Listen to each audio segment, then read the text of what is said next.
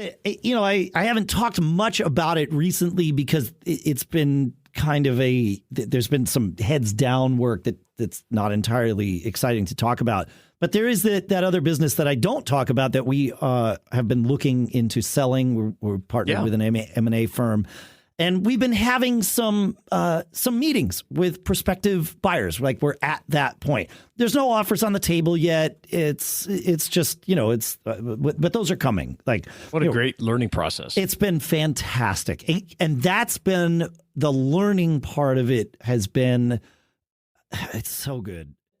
We know that this process of selling a business can be one of those things that becomes like a spider where it just goes everywhere, right? And so we've been compartmentalizing it. And it's my job is to sort of run point on it and only involve my partners when they need to be involved, when I need information from them or, they're the right ones to answer a question or something like that. But otherwise, I'm taking kind of the brunt of it all so that they can continue doing their jobs and we can keep running the company and growing the company and assuming like it's not going to be sold and just keep, cranking forward. And so our M&A guy had invited me to a few of these meetings over the past couple of weeks. And then he invited all of us to one of them.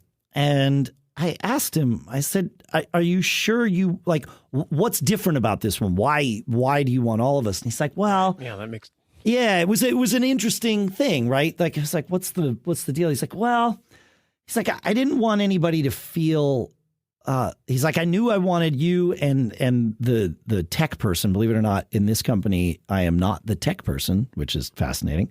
I mean, I am a technical person, but I'm not the tech person at this company.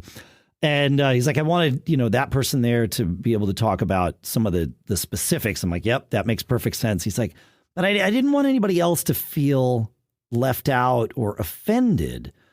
And I stopped him and I said, okay, we need to have a heart to heart about this here. Yes. What's your job? What's your job? Yeah. And I told him, I said, you don't need to worry about offending us. I said, first of all, we're all grown adults here. We really have, for a variety of reasons that I will talk about on the show at another time, but this partnership has worked out such that there's no egos involved, or if there are, they're very well managed. Yeah, it's just been wonderful.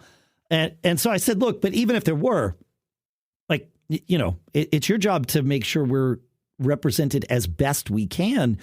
And I said to him, we're all aware that the more feet we bring to this meeting, the more mouths they could wind up in. And I know that's a bad thing. Right? Yeah. Yeah. And it's not a knock against anybody else, but it's like, if you've had no experience being in meetings like that, it's one thing if you're listening, but if questions come up and, you feel inclined to answer, you just got to be careful how you answer things. Yes, exactly. And I imagine there's, I've sold, a few businesses and I imagine that an M&A guy is probably guiding you and giving you some feedback, some training, if you will, into how to attend these meetings and what to say and what not to say, right? Yes, absolutely. It's kind of like selling a house, if you've ever been through that process. Yeah. In fact, I know that our M&A firm has a lot of the same licenses that a realtor would have.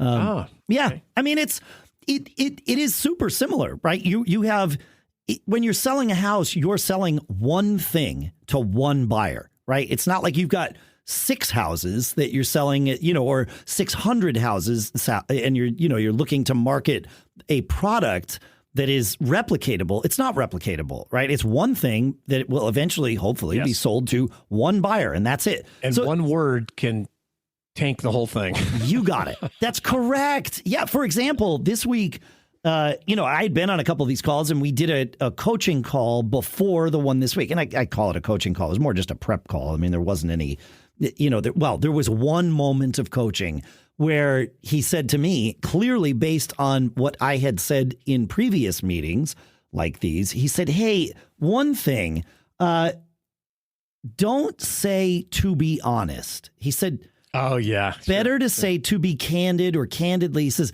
the problem, and I knew exactly where he was going as soon as he said it. He said the problem with to be honest is it implies that you have not been honest so far. Yeah. Yes. Yes. And as soon as he said it, it was like, okay, I wrote it on a sticky and I put it at the bottom of my monitor because we were doing a Zoom meeting. And it was like, okay, remind yourself because I have been honest with these people all the way through it, but it's a common term, that people use, but it does have that connotation and your brain does think that. Yes. Yes. You can't help but yes. So I love this concept where you, number one, pick a point person to interact, with the company that's helping you sell the business, and they can relay things back and forth. And, as long as you have transparency, you're all going to sign the deal, right? Correct. Correct. And then picking the people that need to be at the meeting based on their need to be at the meeting, right? That's it.